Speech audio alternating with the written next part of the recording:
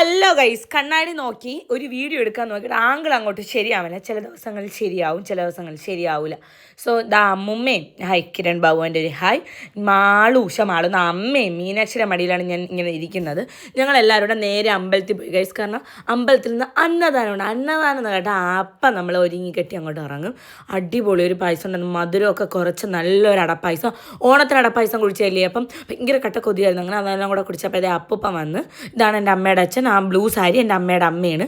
So അങ്ങനെ അമ്മയും അമ്മൂമ്മയും കൂടെ ഫുഡ് കഴിച്ച് വയറുവെത്ത് ഡിപ്രഷനിലായി. എനിക്കാണെങ്കിൽ കഴിച്ചിട്ട് ഞാൻ ഇരിക്കുന്ന ചെയർ അതേ കണക്ക് അകത്തോട്ട് നീക്കിയിട്ടില്ലെങ്കിൽ എനിക്ക് എന്തൊരു സമാധാനക്കേടും വെപ്രാളമാണ്.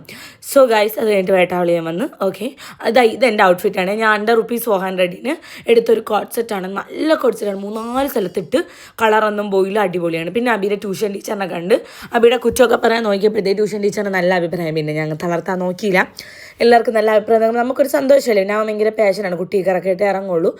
അങ്ങനെ ഞങ്ങൾ നേരെ ഫുഡ് കഴിച്ച് കുറച്ച് നേരം അവിടെ നിന്നിട്ട് വീട്ടിലോട്ട് പോയി. പിന്നെ താകൃതാളോ നല്ല താകൃതാളോ എന്ന് അച്ഛൻ്റെ.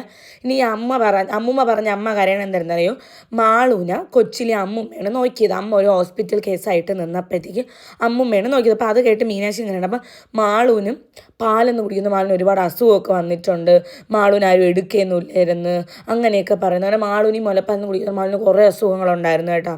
പിന്നെ ആയപ്പോഴത്തേക്ക് ഭയങ്കര ആരോഗ്യ പ്രശ്നങ്ങളായിരുന്നു. പിന്നെ ഇത് വൈകിട്ട് ഞങ്ങളെല്ലാവരുടെ ഡ്രസ്സ് ചെയ്തിരുന്ന സമയത്ത് ഞങ്ങൾ സായന ഭക്ഷണം കഴിക്കാൻ വേണ്ടി പോയി. അപ്പം അവിടുത്തെ ചർച്ച എന്താണെന്ന് വെച്ചാൽ, എൻ്റെ കല്യാണത്തിൽ കഴുത്ത് നിറച്ച് ഓർണമെൻറ്റ്സ് ആണ്, അതായത് സ്വർണ്ണമൊന്നുമല്ല, കുറേ ഓർണമെൻറ്റ്സ് ഉണ്ടോയെന്ന് അമ്മ പറയുമായിരുന്നു.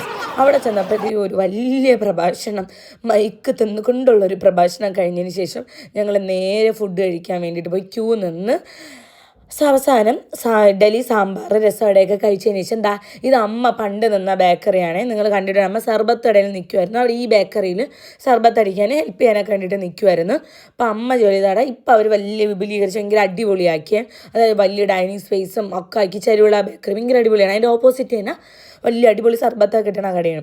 അങ്ങനെ അവിടെ പോയി ഞാനൊരു ഐസ്ക്രീം കഴിച്ച്. എൻ്റെ 2 കൊല്ലത്തിൽ ആദ്യത്തെ ഐസ്ക്രീമാണ്. കഴിഞ്ഞ 2 കൊല്ലങ്ങളായിട്ട് 2-2.5 കൊല്ലമായിട്ട് ഷുഗേഴ്സ് ഒന്നും എടുക്കാറില്ല. പക്ഷെ ഞാൻ ഐസ്ക്രീം കഴിച്ചു. കാരണം എനിക്ക് ഈ വർഷം ഭയങ്കര നല്ല വർഷമായിരുന്നു. എനിക്ക് ഉണ്ടായിട്ടുണ്ട്. പക്ഷെ ആ കരഞ്ഞതിനൊക്കെ എനിക്ക് റിസൾട്ട് കിട്ടിയിട്ടുള്ള ഏറ്റവും നല്ല വർഷമാണ്. സോ ഞാൻ വിചാരിച്ചു ഈ വർഷം എനിക്കൊരു മധുരം കഴിച്ച് അവസാനിപ്പിക്കും.